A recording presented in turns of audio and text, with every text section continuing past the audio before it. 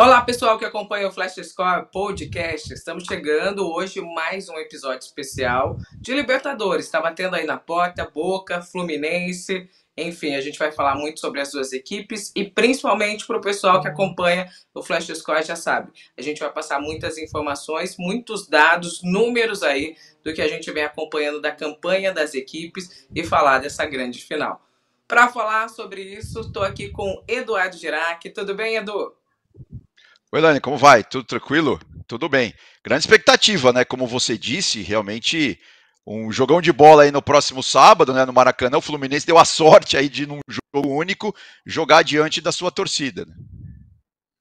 É isso. Vamos Apesar aguardar. que assim, jogando diante de sua torcida, mas tem uma invasão argentina a caminho aí, né? Os jornais argentinos, por exemplo, desses últimos dias, estão calculando aí, estão estimando, até o cônsul da Argentina no Rio já disse que estão esperando aí 100 mil argentinos no fim de semana no Rio. Vamos ver se todos realmente vão conseguir fazer essa viagem.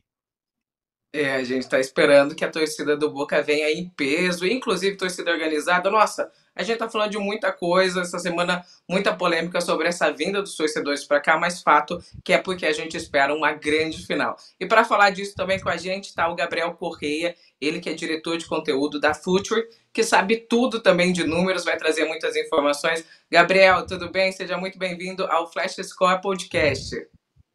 Tudo bem, pessoal? Um grande prazer estar aqui para falar sobre esse grande jogo que a gente vai ter pela frente, né, entre Fluminense e Boca, uma partida que tem duas histórias muito boas de dois times que jogam de maneira bem diferente, mas que promete aí ser uma grande partida. Vai ser muito legal a gente bater esse papo. É isso, então, Edu, já vamos começar falando de números. O Fluminense vai em busca do seu primeiro título, é sua segunda final. O Boca tem números extraordinários, inclusive de como chega a essa final nessa campanha, né? É um time que há 6 jogos não vence. Ou seja, vem chegando de pênalti em pênalti, sempre na emoção, colocando um temperinho a mais, eu acho, principalmente aí na expectativa também até de como será essa decisão. Se nos 90 minutos ou não. Mas o Edu Gerac, que é o nosso homem dos números aqui no Flash Score Podcast, ele separou alguns dados, algumas telas, Edu. E eu queria saber como você quer começar. Se a gente já começa falando dessa campanha extraordinária do Boca, do Fluminense, como vamos iniciar essa conversa? Não, acho que a gente pode começar do geral, né? Assim, uma coisa importante, o Gabriel já deu um spoiler, né? Os dois times jogam de formas muito diferentes, isso é óbvio. Agora, eu continuo achando também que esses jogos únicos aqui na América do Sul ainda tem uma característica, tem uma peculiaridade toda especial, né? É apenas o quinto ano que a gente tem esse jogo único na final da Libertadores. E eu não sei até que ponto os times brasileiros, principalmente, estão preparados para isso, porque muda demais, né? Nunca tem tempo para você, sei lá, numa segunda partida, reverter o resultado.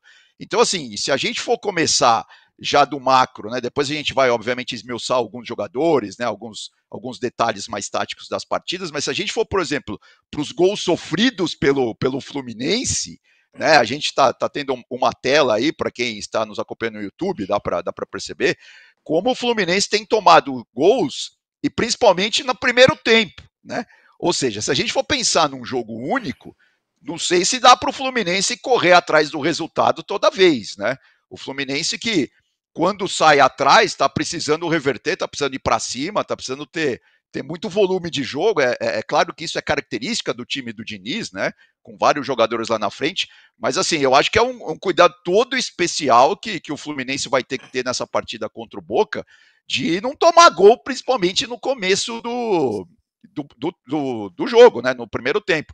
A gente vê aí, já foram, ó, isso aqui tem os gols da campanha toda, né? Contando também a fase de grupos, né? Temos aí, ó, 8 gols do Fluminense tomados no primeiro tempo, enquanto o Boca acaba tomando só no final do jogo.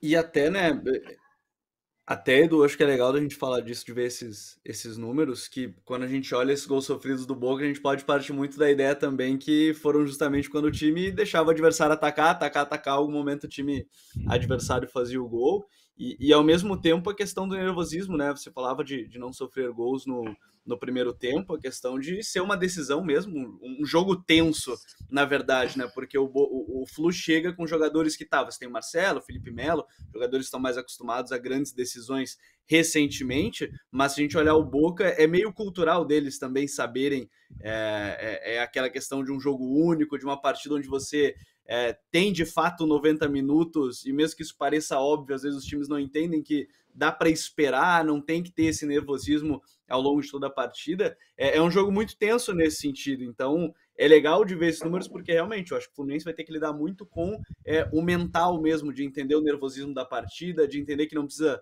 acelerar a todo instante. Eu acho que esse é um ponto meio fundamental assim do jogo, ainda mais, como você falou, um jogo único. Bom, eu acho importante a gente lembrar, Edu, só para o pessoal que está acompanhando, que às vezes a pessoa está acompanhando no Spotify, essas telas estão disponíveis também para quem... eu quero ver eu quero entender melhor esses números que estão falando, estão disponíveis no YouTube. Então a gente vai conversar aqui, vai aparecer na imagem. Então você que está no Spotify, as telas também estão disponíveis aí na nossa outra plataforma para você acompanhar de pertinho. Não, sem dúvida, bem lembrado, Elaine. Então, e como o Gabriel estava dizendo, do lado do Boca temos jogadores experientes, né? Jogadores tarimbados. É claro que o Roja foi expulso, né? Contra o Fluminense, né? Não vai estar, ou melhor, contra o Palmeiras, não vai estar jogando contra o Fluminense. Mas temos o Romero, né? Que além de catapente, ele que esteve na final, ele esteve no Maracanã na final da Copa do Mundo, né? Com a Argentina. Perdeu aquela final para a Alemanha, né, da Copa de 2014, quase estava levando o jogo para os pênaltis, né? O gol da Alemanha saiu no finalzinho, a maioria se lembra e tal. E aí é impressionante o que o Romero tem feito nessa Libertadores, né? A gente vê aí os números, né? Defesas em jogos são 2,14. E exatamente assim, no mata-mata, né, desde as oitavas de final, ele tem sido fundamental também durante as partidas. Esses números refletem bem isso, né? Você vê, e depois em pênaltis, ele defendeu 6 aí, né? 2 na semi, 2 nas quartas, 2 nas oitavas e 1 na fase de grupos, né? Foram muitas defesas de pênalti. Ele que aqui no Allianz Parque contra o Palmeiras foi decisivo, né, para a classificação do Boca diante do Palmeiras, né? O Boca que conseguiu surpreender o Verdão aqui dentro de casa, pulou na frente, fez 1-0 e depois ainda sofreu um empate, mas nos pênaltis o Romero garantiu Agora, tem que lembrar também que nesse jogo único tem a prorrogação, né? Então, assim, não dá para empurrar para o pênalti muito rápido, né? Além dos 90 minutos, a gente, se acaba empatado, obviamente, ainda tem a prorrogação. Eu acho que é importante a gente lembrar também aqui, que o Boca está classificado para a 12ª final, vai em busca aí do seu 7º título, e pela primeira vez na história a gente tem um time chegando à grande final sem vencer nenhum jogo no mata-mata. Foi justamente o Boca vem construindo aí a sua campanha até chegar à grande final no mata-mata só através do pênalti. Gabriel, você já disse aqui da questão psicológica. Vamos falar o termo aqui que o pessoal no Brasil conhece. A catimba argentina pode bater. A gente tá vendo o Boca levando os jogos aí para os pênaltis, é o que você falou. Em 90 minutos, o time argentino sabe muito bem lidar com essa pressão psicológica, não tem aquela pressa. Se fizer um gol, a gente sabe que a situação pode ser muito diferente ali de como administrar esse jogo. E tem a questão que a gente acabou de ver dos números do Sérgio Romero, que é um cara experiente, que pode chegar ali e já vem de uma campanha que está acostumado, ou pelo menos veio aí se aquecendo para a questão dos pênaltis. O Edu lembrou muito bem, tem no meio do caminho uma prorrogação. Geralmente a gente vê os times já chegando um pouco exaustos para essa prorrogação e meio que olhando para o relógio para ver quando acaba os 30 minutos para ir para os pênaltis. Como que você vê essa construção, então, aí para a gente chegar nessa final? E é até um ponto assim que eu até costumo dizer, não dizendo que é o certo ou errado nesse caso, mas como o Boca sabe picotar o jogo. E isso incomoda certamente os adversários, porque a bola não vai rolar. E eu nem tô dizendo aqui que é uma estratégia, é a estratégia deles, eles vão picotando, e é uma forma que acaba sendo até... Eles não tomam tantos cartões por isso, e vão segurando o jogo, vão segurando, e acho que o Diniz, algumas semanas, não vou me recordar qual partida, ele falou muito sobre isso, que era difícil quando não tinha o ritmo necessário para manter o jogo, porque começava a jogar a faltinha, e assim o jogo ia decorrendo. E a questão do Romero, para mim, é muito fundamental, porque o time acredita muito no Romero, Eu até estava olhando isso nas últimas semanas, até estava produzindo um conteúdo sobre isso, que os últimos 26 pênaltis contra o Boca, o Romero ou defendeu ou a bola foi para fora em 14, ou seja, mais de 50%. Já se tornou algo até psicológico. Ele pega muitos pênaltis, mas já se tornou até o batedor. Ele sabe que se ele não for muito bem na cobrança, ou o Romero vai pegar, ou às vezes o cara tira muito do lance. Então você tem um goleiro que você confia, porque se a gente parar a pensar na carreira do Romero, ele é um goleiro bom, mas nunca foi um goleiro extraordinário, mas ele tem nos pênaltis a grande referência. Na Copa de 14, que a gente estava lembrando ficou agora... muito tempo na reserva, né, cara?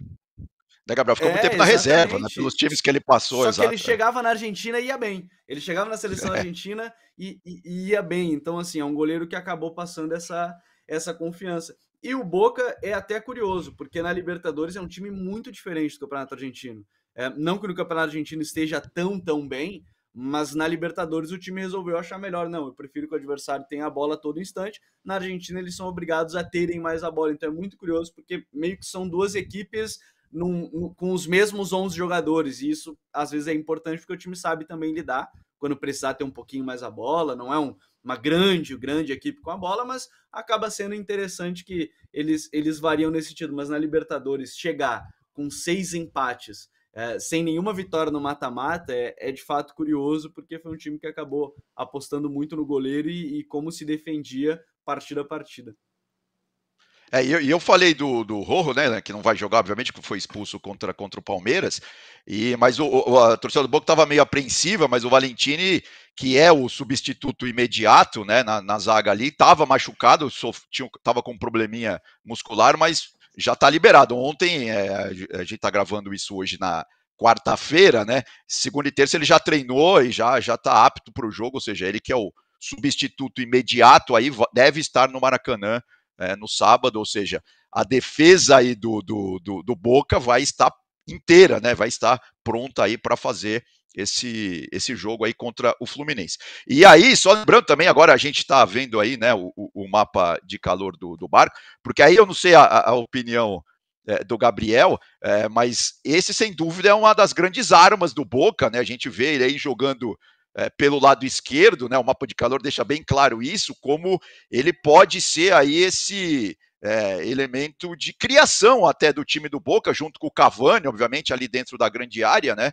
E aí, se a gente já for imaginar o time do Fluminense tentando combater isso, aí é a região do campo ali onde o Samuel Xavier costuma ir para frente, costuma ser uma das surpresas, né, da equipe do Fluminense lá no ataque.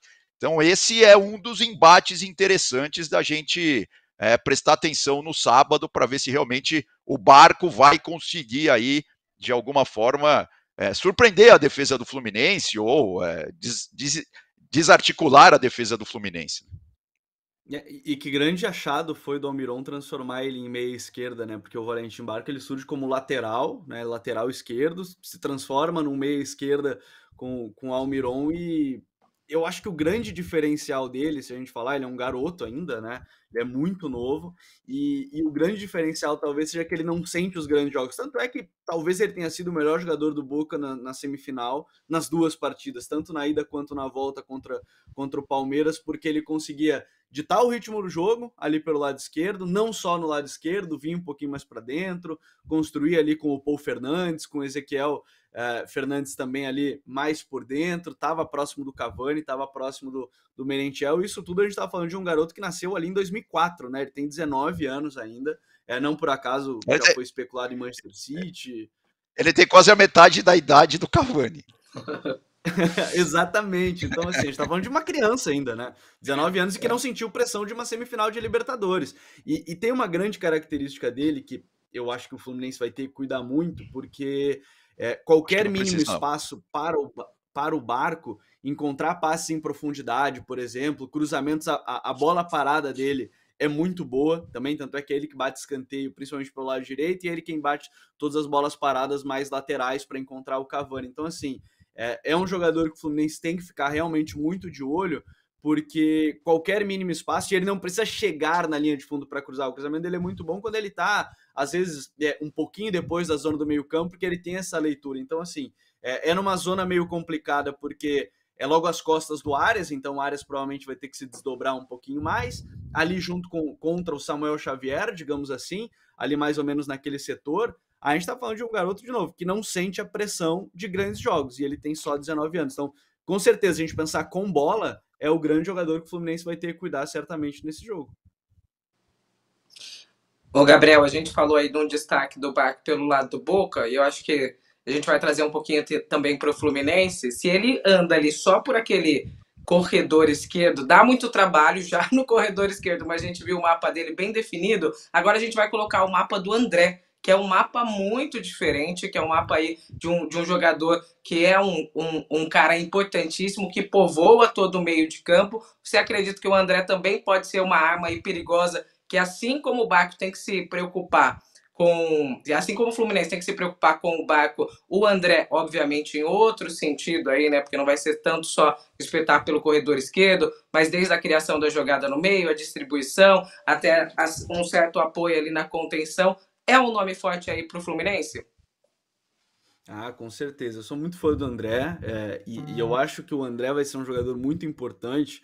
Eu até conversava com alguns amigos sobre essa partida, que se a gente tivesse que elencar 3 jogadores que vão ser fundamentais em cada um dos lados, no Fluminense o André certamente estaria entre esses 3 jogadores, e para mim por um simples, entre aspas, motivo, que é justamente ele que vai ditar o ritmo dessa partida, onde o Boca certamente vai entregar a bola pro Fluminense. Então, na teoria, ele tem o risco de ele que vai ter a bola sempre de frente para toda a defesa adversária, é ele que vai ditar esse ritmo de encontrar os melhores passes, tomar as melhores decisões, e é ele também que vai ter que cuidar quando o Boca for contra-atacar. Então, assim, ele tem uma missão bem importante nesse time. Eu até falava que o outro jogador do campo, do meio para trás, era o Marcelo, pela experiência também em grandes competições. E se a gente pegar o jogo contra o Inter também no Beira-Rio, a liberdade que ele teve para construir por dentro, quando o time estava perdendo, estava junto com o André praticamente a todo instante. Eu acho que o André tem uma missão muito importante, ele tem capacidade total para isso, a gente já viu ao longo de toda a temporada, mas eu vejo o André como um jogador que vai ser crucial. Claro que a gente pode falar do Germancano com os seus gols e tudo mais, mas como o Boca vai entregar a bola e é o André esse cara que dá o primeiro passe, dependendo do jogo, a gente nunca descarta o Diniz colocar ele de zagueiro em algum momento, né, tirando o Felipe Melo, como ele já fez em várias partidas, e construindo ainda mais de trás para um Boca que vai entregar a bola. Eu acho que o André é uma opção muito importante nesse jogo, porque é ele que vai ditar esse ritmo. A gente pode falar do Ganso, pode falar do Arias, mas é ele que recebe o primeiro passe sempre, é ele que está próximo da saída de bola, é ele que vai girar esse jogo. Então, assim, a gente viu pelo mapa de calor dele, né, nas imagens, justamente um cara que está em todas as zonas do campo. Então eu vejo ele como fundamental para essa partida justamente por isso. Se o Boca vai entregar a bola, quem é que vai ter que encontrar esse espaço? Provavelmente vai ser o André, e ele tem, de novo, total capacidade para isso, e por isso que eu acho que é também o jogador que pode ser um dos mais determinantes para o Fluminense conseguir um bom resultado, porque é ele que vai acabar escolhendo e tomando essas decisões quando o time tiver a bola. Assim, eu assino embaixo o que o Gabriel disse, porque realmente é impressionante o mapa de calor dele. A gente viu uma mancha vermelha quase no campo todo. O André realmente tem sido muito importante, né, nessa estruturação do jogo do Fluminense, né? Ele é responsável ali para pegar essa bola ali junto aos zagueiros e realmente olhar para um lado, né, olhar para o outro, olhar ali para o lado direito, principalmente, né? E o Ganso, obviamente, essa para mim é uma das grandes perguntas desse jogo, né? O André, obviamente, com o Ganso ali, ver como que o Ganso vai se comportar nessa partida, né? O Ganso que, obviamente, tem muita gente que odeia, tem muita gente que adora, enfim, mas ele, obviamente, ele não tem ele não se espalha pelo campo assim como o André se espalha, né? Então, obviamente, que a combinação dos dois é muito determinante para o Fluminense trabalhar com a bola, né? Para, enfim, achar lá na frente, principalmente o Arias pelo lado direito, né? Ou o mesmo Cano lá no meio da área. Então é muito interessante ver, acompanhar como que vai ser esse jogo do André, e eu diria junto com o Ganso, né? E claro que quando as coisas não vão muito bem, como o Gabriel também disse, sempre tem aquela oportunidade do André virar zagueiro, né? O Felipe Melo sai, o André entra, sempre o resultado nunca está muito bom realmente quando o Diniz faz isso, né? Então vamos ver como que que a coisa se desenrola aí no próximo sábado. Vai ser, sem dúvida alguma, um jogo muito interessante, né? Que o Diniz tem toda a proposta de futebol, que a gente já discutiu bastante aqui, e num jogo único, né? Precisa ver até que ponto ele vai conseguir se segurar, ele vai conseguir fazer algumas concessões, enfim, e claro, se a coisa desandar, né? O coelho que ele vai tirar da cartola, porque eu também não tenho dúvida alguma que é isso. O Boca vai dar a bola para o Fluminense e falar: meu, se virem aí que a gente vai jogar fechadinho aqui, tentando, obviamente, um ou outro contra-golpe, como eles fizeram aqui em São Paulo, né, no Allianz Parque, contra o Palmeiras no segundo jogo da semifinal.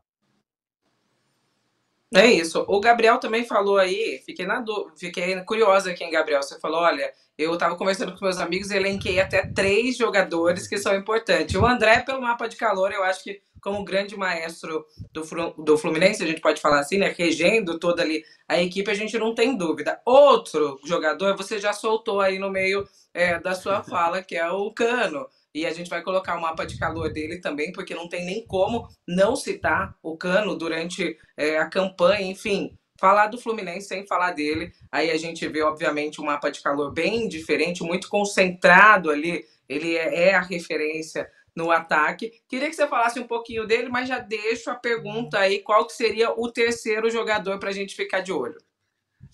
O Germancano acho que é o grande diferencial para esse jogo, porque eu não vejo sendo uma partida com muitas chances.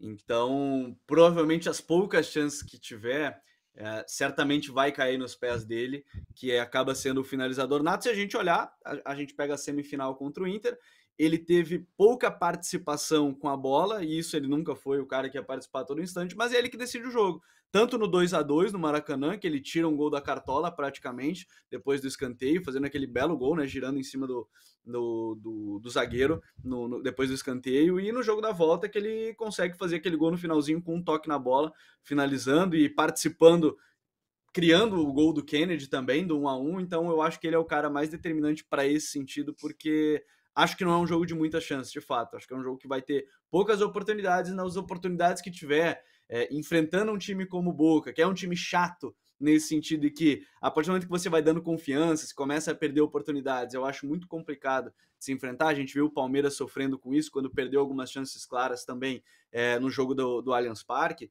Eu acho que é importante ter esse cara, e toda a campanha, né? Em todos os jogos do mata-mata ele participou de gol, né? Então, assim, eu acho que ele vai ser um cara fundamental. A minha curiosidade, inclusive, é se o Diniz ele vai optar por manter o sistema das últimas semanas, né? Que é Kennedy e Cano, junto com Arias e o Ganso. Eu tô muito curioso para isso, porque talvez ele possa pensar em algo mais equilibrado no time, de montar com 3 meio-campistas e 3 atacantes, mas assim, acho que o Cano vai ser esse cara diferencial. O outro, para mim, e não é exatamente só uma questão técnica, para mim é o Marcelo.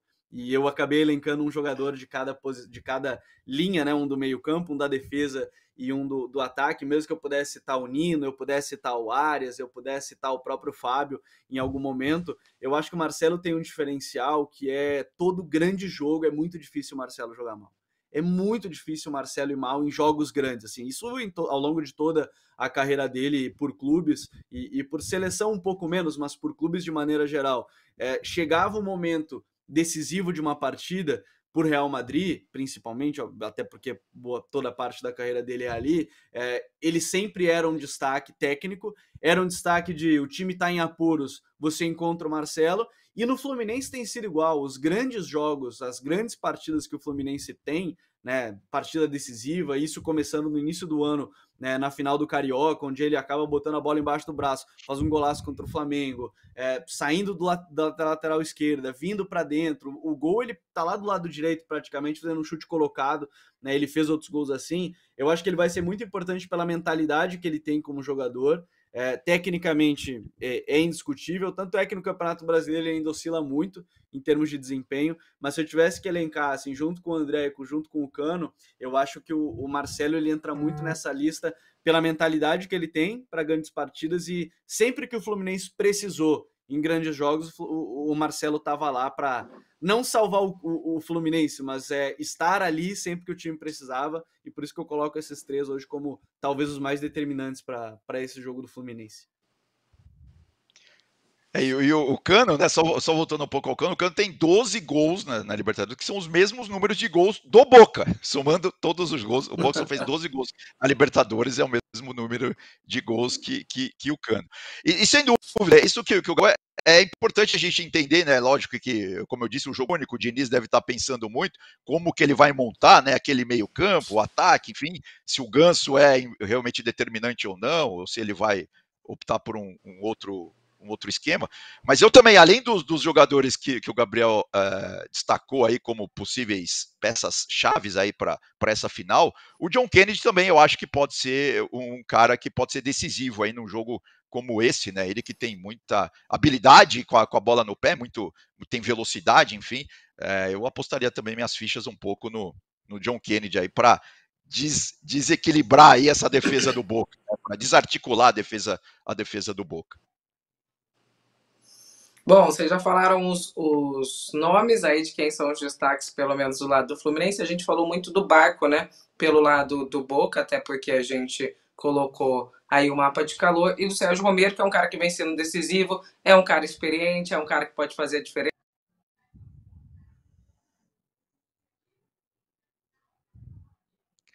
Então, e tem uma outra coisa interessante também, né? Que caiu, né? Ah, tá bom. Eu acho. Beleza, tá bom. Tá. Voltei? Acabou a luz. Você não sabe, alguém me ligou. Foi mal, gente. Tá, então vamos de lá. Eu vou pegar de começo.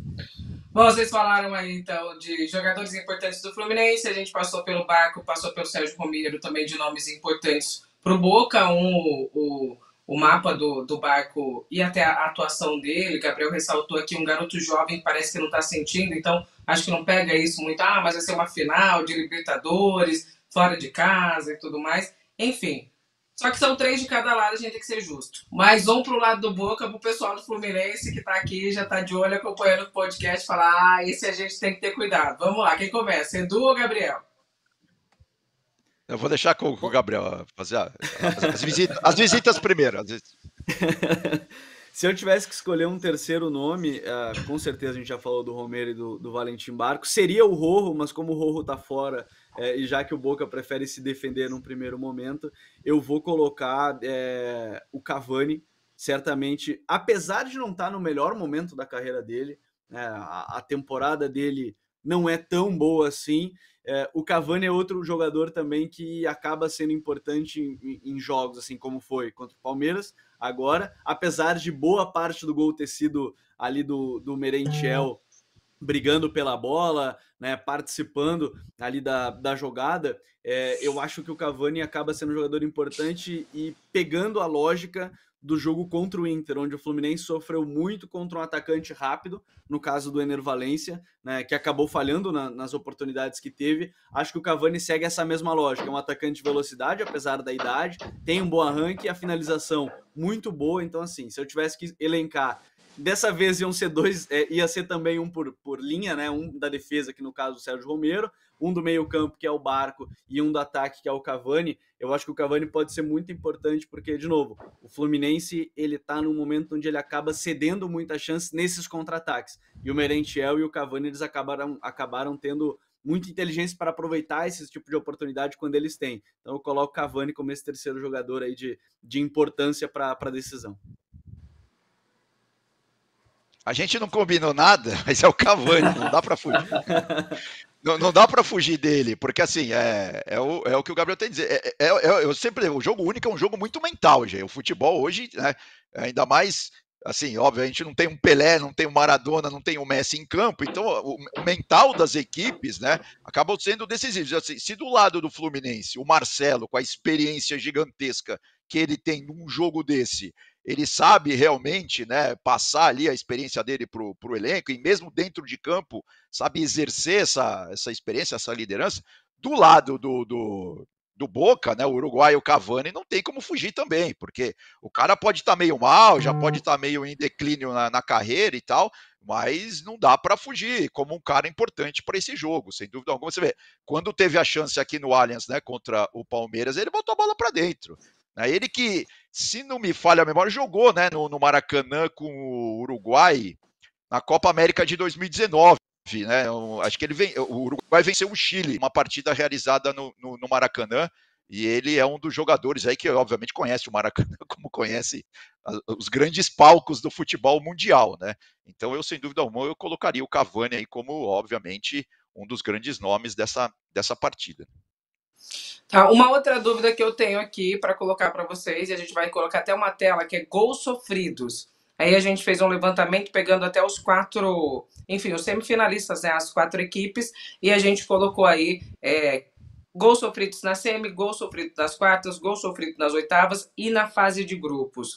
Tá aí a tela. O Boca, se a gente somar ali, desde a fase de grupos, oitavas, sofreu pouquíssimos gols, mas a gente também fala de uma campanha aí que chega a final com 6 empates em mata-mata, ou seja, nenhuma vitória em mata-mata. E a gente olha para o lado do Fluminense, aí gols sofridos, um número um pouco maior. Essa final, e a gente está vendo Inter e Palmeiras, obviamente, porque também foram equipes aí que entraram no caminho, são dos semifinalistas, para a gente entender como chega essa construção na final. Essa final, a gente pode esperar aí uma final de muitos gols, ou aquele placar mais magro, já entendendo aí o que pode acontecer pelo lado do Boca, caso faça um gol logo de cara, pelo lado do Fluminense também. O Gabriel, ele já adiantou, o Gabriel falou, eu acho que vai ser um jogo aí com pouquíssimas oportunidades, tanto que Cano pode fazer a diferença, Cavani pode fazer a diferença. No geral, vocês acham que então vai ser pouquíssimos gols nessa final? Não, eu concordo plenamente, Helene. Eu acho que essa é uma final que tende a ter poucos gols. E essa tela mostra a minha preocupação defensiva com o Fluminense, porque dos 4 semifinalistas, foi o time que mais tomou gols, né? O Inter e o Palmeiras tomaram menos gols durante toda a competição do que o Fluminense. Então, assim, é óbvio que tudo leva a crer que será um jogo muito fechado, né, dos dois lados, que o Boca vai se fechar e que não vai muito para frente, por isso que o Fluminense tende a ter uma situação, uma vida um pouco mais confortável na defesa. Agora, vai que o Boca no contra-ataque, alguma coisa, faz um gol logo de cara, alguma coisa, aí muda tudo, né? Aí essa é a minha preocupação com a defesa do Fluminense, porque obviamente o Fluminense vai ter que ir para cima, né? Vai ter que virar, porque vamos lembrar, né? Na semifinal contra o Inter, o Fluminense estava perdendo até ali um pouco mais da metade do segundo tempo. Aí fez aqueles 2 gols e acabou virando e acabou ficando com a vaga. Então, assim, pode ser, porque não, de repente, que a partida, né, o desenho da partida seja também parecida com a que tivemos lá no Beira-Rio. Que 3 gols para uma final é bastante. E é até interessante porque a gente costumava ouvir, na verdade, de maneira geral, né, a cobrança em cima do Diniz o time jogava bem e não ganhava. E se a gente pegar os últimos meses, o time não tá jogando bem e tá ganhando. Né? Ele tá indo contra a lógica que sempre se criticou em cima dele. Né? A gente pegou esse exemplo aí do jogo contra o Inter. Acho que desde o jogo contra o Olímpia, ali das quartas de final, o time vem numa oscilação bem grande de desempenho, mas como as finais únicas, até se a gente pegar, olhar assim, especificamente, você tem 1-0 do Flamengo no Atlético Paranaense, um gol de diferença, o Palmeiras contra o Santos também, mas você tem aí 2-1, né, que é o Palmeiras no Flamengo e depois o Flamengo no River, mas também foram jogos que os gols saem bem no finalzinho também, né? Não são os jogos assim, o Palmeiras e o Flamengo tem prorrogação até para sair o terceiro gol. Então, eu vejo por essa lógica. Como o Boca não quer. O Boca, se ganhar de 6-0, para ele tá ótimo. Acho que o Fluminense e o Diniz também pensa dessa forma. Se for para ganhar o título agora, independente vai jogar bem ou não, o importante nesse momento é ganhar acima de qualquer coisa. E finais geralmente são assim. Então, por isso que eu vejo que vai ser um jogo muito difícil. Pode ser que o que a gente fale aqui condicione um gol do Fluminense, por exemplo, no início, um gol do Boca no início, possa condicionar toda a partida. Mas eu vejo, assim, de maneira geral, um jogo de poucos gols. Talvez, eu diria que no máximo 2. E aí, quando eu falo 2, é de repente até um empate 1-1 que vai para pênaltis, prorrogação. Até porque prorrogação é muito difícil os times quererem jogar, de fato, se expor. Mas eu vejo uma partida com poucos gols para essa decisão. E nessa lista que o Gabriel fez das finais de jogo único, né, só tivemos uma única virada, né, que foi lá na primeira, né, foi o Flamengo para cima do River também com 2 gols no final da partida, né, o Flamengo estava perdendo ali, aí o Bruno Henrique resolveu a parada pro Mengão. E também na E emoção, aí, né? Na reta é, final. e aí, e aí, né, ou seja, toda essa lista, né, os últimos 4 títulos de Libertadores para brasileiros, né? E aí a última final que foi com ida e volta, né, entre os dois argentinos, né, Boca e River, e o River ganhou aquele jogo que foi lá para a Espanha, né, por causa da violência que teve em La Bombonera. É isso. Só pra gente destacar, então, Boca em busca do 7º título, Fluminense em busca do seu primeiro título na sua segunda final. O Boca já vai para a sua 12ª final. É o time que mais disputou finais da Copa Libertadores. A gente está encerrando, pelo menos essa participação. Depois a gente continua com muito mais. A gente tem uma participação super especial de uma enciclopédia aí do futebol, daqui a pouquinho na sequência. Mas antes de fechar, Gabriel, Edu, como o Edu já deixou claro que a gente começa com o visitante, dá prioridade. Gabriel, quer destacar mais alguma coisa que o ouvinte aqui, ou mesmo que está acompanhando pelo YouTube, fala, cara, o que eu tenho que ficar de olho nessa final? A gente falou de nomes, a gente falou de possibilidades, a gente trouxe números até de quando pode acontecer os gols aí. Fala pra gente se ainda faltou alguma coisa que você acha importante destacar para essa final. Para mim, o mais importante, pensando como um torcedor do Fluminense deveria olhar e cuidar, na verdade, eu sei que eles já falaram bastante sobre isso, mas é a bola parada do Boca. É um time que, de novo, não é tão bom assim com a bola, mas a bola parada é uma arma do time, principalmente com o Valentim Barco encontrando o Cavani dentro da área. Então eu colocaria como um ponto-chave também dessa decisão para ficar de olho, que são as bolas paradas, as faltas laterais, escanteios. Acho que é um ponto importante para se cuidar, porque de maneira geral, como eu disse, o Fluminense acho que vai ter a bola boa parte do tempo, vai ter que ter muita calma para construir, para não apressar um jogo que, como é uma decisão, um jogo único, e o adversário, querendo ou não, está muito mais acostumado a estar em decisões de Libertadores e tudo mais. Acho que é um ponto importante cuidar também essas bolas paradas, porque como o Boca vai ter pouco a bola, entregar uma bola parada pode ser um perigo também, já que elas acabam decidindo muitas partidas, e foi um ponto que sofreu o Fluminense também contra o Inter, sofreu contra o Olímpia em um ou outro momento, mesmo que tenha vencido muito bem os 2 jogos. Então eu colocaria a bola parada do Boca como um ponto a se prestar atenção também para esse jogo. Não, eu acho que a palavra-chave desse jogo, Helene, é calma. O Gabriel até mencionou isso. Acho que o Fluminense tem que ter calma realmente, né? E aí, num jogo grande como esse, um jogo que pode ser histórico para a história do clube, né? O primeiro título de Libertadores e para a torcida e tal, realmente tem que ter calma. E aí que a gente vai saber, vai perceber também onde os grandes profissionais do futebol vão aparecer, né? E tem muita discussão para cima do Diniz, por exemplo, nesses últimos anos, né? Desde quando ele passou pelo São Paulo, enfim, agora que ele está na seleção brasileira. Assim, eu adoro demais a forma como o Diniz pensa futebol. Mas um jogo único desse, um jogo grande desse, aí sim ele tem que se comportar realmente como um técnico que quer, enfim, subir de patamar e que quer ganhar um título importante. Então, acho assim, até ele ali na beira do campo, né, que às vezes ele está muito pilhado, então até essas coisas, esses detalhes vão ser importantes num jogo como esse de sábado. É isso. Bom, só pra gente lembrar, quem tem mais na Liga Conmebol Libertadores tem 7, né? Que é o Independente, que é aí um rival do Boca. Então acho que o Boca também tem mais um tempero a mais para buscar esse título e também se tornar.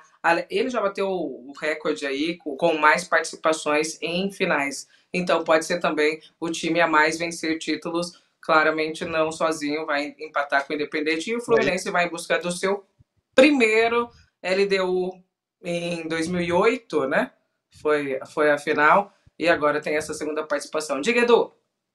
Não, o Boca perdeu as 2 últimas finais de Libertadores, né? 2012 e depois essa pro River, né? Na última vez que o jogo foi ida e volta. Então é isso, tá?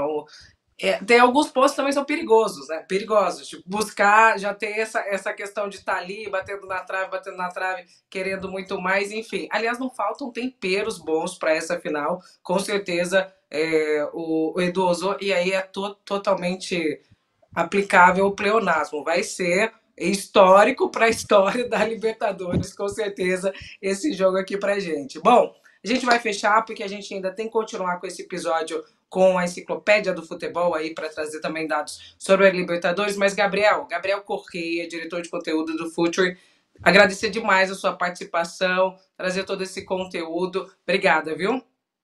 Eu que agradeço, Elaine, Edu. Pô, prazerzão ter estado aqui para a gente bater esse papo e que a gente tenha um grande jogo, principalmente um grande jogo. A gente sempre espera, né, uma grande decisão, que, de novo, tem duas histórias muito boas que podem ser contadas por ambos os lados aí, seja do Boca, seja do Fluminense, que a gente tem uma grande partida. E obrigado mais uma vez pelo convite. Então, quando quiserem, a gente está aqui à disposição. Ó, não fica, você sabe que a gente pega intimidade fácil, né? Não abre a porta assim que a gente chama todo episódio mesmo. Edu, valeu, é sempre bom estar com você aqui na parceria também. O prazer foi todo meu, Gabriel, seja bem-vindo realmente. E esse meio campo que tem atrás do Gabriel aí, Iniesta, Messi e Pelé, aí ia ganhar todas as Libertadores. Acho que funciona, né? Acho que funciona um pouquinho. Exatamente. Exatamente. Então, e só lembrando que sábado teremos, né, uma cobertura especial aqui da final da Libertadores, né, a transmissão direto do estádio. Contamos aí com a audiência Flash Score aí firme e forte no nosso trabalho. Até a próxima, Elaine. Um abraço. Até. Então é isso. Vamos continuar aqui com o nosso podcast, muito bem lembrado pelo Edu. A transmissão você também acompanha no Flash Score. E já sabe, né? Tá no site, baixa o aplicativo, porque lá a gente vai ter muito mais informação para você curtir, ó, ouvir qualidade ainda mais do estádio, sentir aquela emoção. É sempre bom, vem com a gente. Agora vamos continuar aqui com o nosso Flash Score Podcast.